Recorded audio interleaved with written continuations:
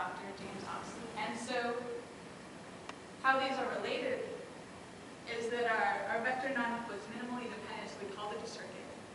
Well, here it's a cycle. So we're going to consider independence in the graph sense to be acyclicity. So a minimally dependent set in a graph is going to be a cycle. And again, we have 6, 7, and 8 in a cycle. So that's minimally dependent. So any graph actually can be represented as a binary matrix. It can be represented in this way by taking an instance matrix.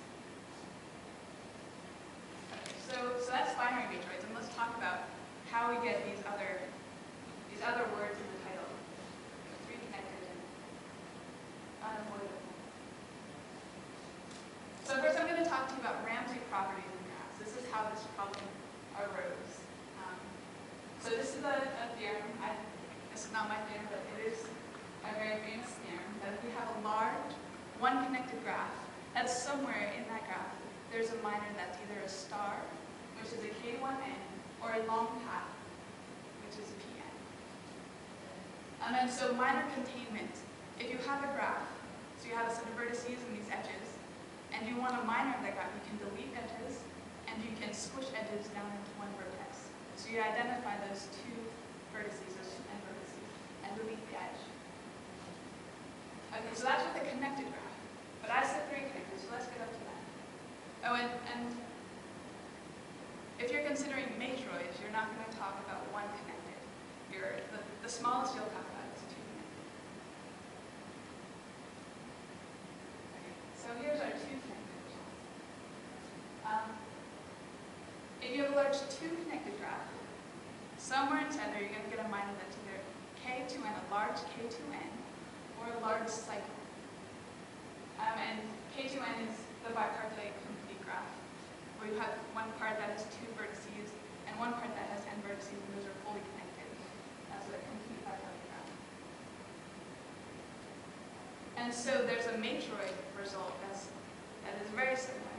If you have a large binary two connected matroid, and somewhere inside of that, you're going to have a minor that's a large circuit, a large cycle, or you're going to have a large parallel class. And a parallel class is just, if you think about it graphically, it's just a bunch of edges that are parallel.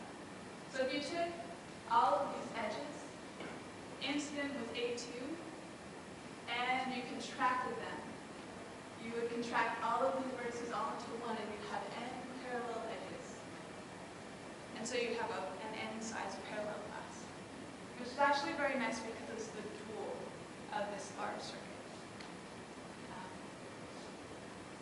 which we can talk about later. But I said three connected, so here's a three connected result. And this was done by Oxley, and Thomas in 1993.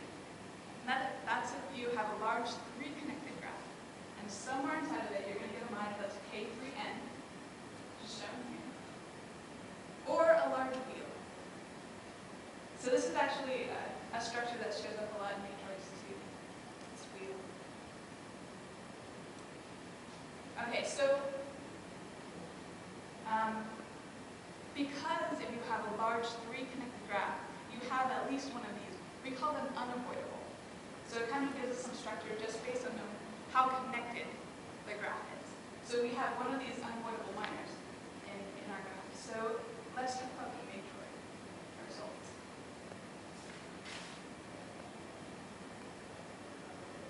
Okay.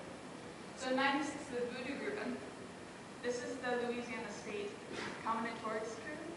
And we have Dr. Bergevin, Dr. Dirk Bergevin, Dr. Oborowski, and we took 3 O's from there, or they did, I suppose. Dr. Oxley, Dr. Dean. They show that if you have a large three connected binary matroid, then you're going to have one of these large matroids that's a minor. You're either going to have a large wheel, or the matroid associated with a large wheel, a large K3n, the dual of a large K3n, or a large spike. Okay. So you know what K3n looks like. Do you know what K3n dual looks like? Well, it's not graphic. And the way that you get a dual is you have to look at the matrix representation of the graph. So you look at the incidence matrix of K3n. And you put it into some form like this, so that you have an identity matrix over here, and some extra vectors over here. And what you're going to do to get the dual is you're going to take this part, and you're going to transpose it, and you're going to append an extra identity matrix, just of the appropriate rank.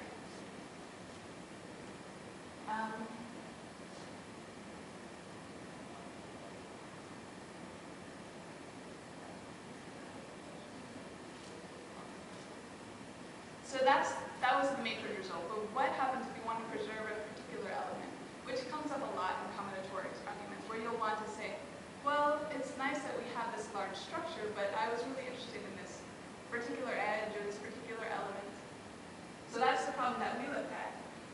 And we found that by adding a couple extra possible structures, we could say that given a large binary 3-connected matrix, we could find a large minor of this form containing that particular element.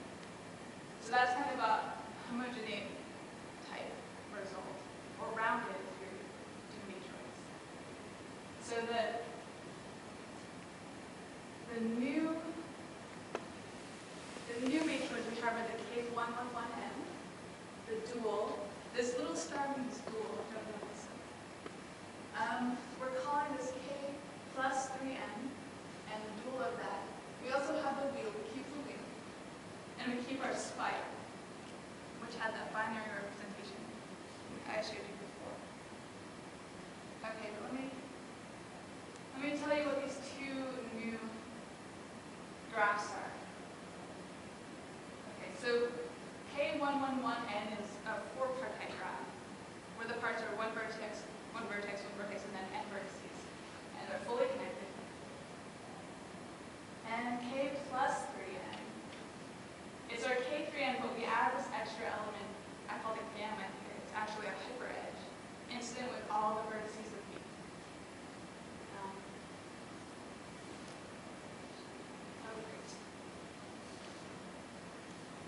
Okay, so other types of results, or other results of this type that kind of can give you more intuition about this, are kind of graph results. So one of the most famous rounded results was Seymour's in 1985. And it says that if you have a K4 anywhere in a 3-connected graph, well, you can get a K4, which is a complete graph on 4 vertices. You can get a K4 containing any edge of that graph. So you can, if you're doing an inductive argument or something, you can preserve this particular element. It's pretty powerful too. Let's see, in 1990, James Oxley Reed actually showed that this held for also for a 4-wheel, which is a circuit of length 4 that has a hub vertex. Thank you.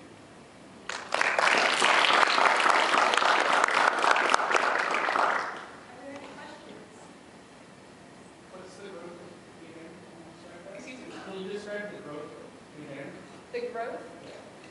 When we're talking about Ramsey results, we're not talking about reasonable growth factors. We're talking about there exists. So one Ramsey result is that if you have an infinite graph, you either have an infinite peak or the top point. So you don't really know the size of your top of these kind of results. The lemmas that I've been working on, you're expecting about a quarter, 25% of the original. Or 1/2. But what you're talking about, based on this voodoo result, the voodoo result is there exists a function. So we don't actually know the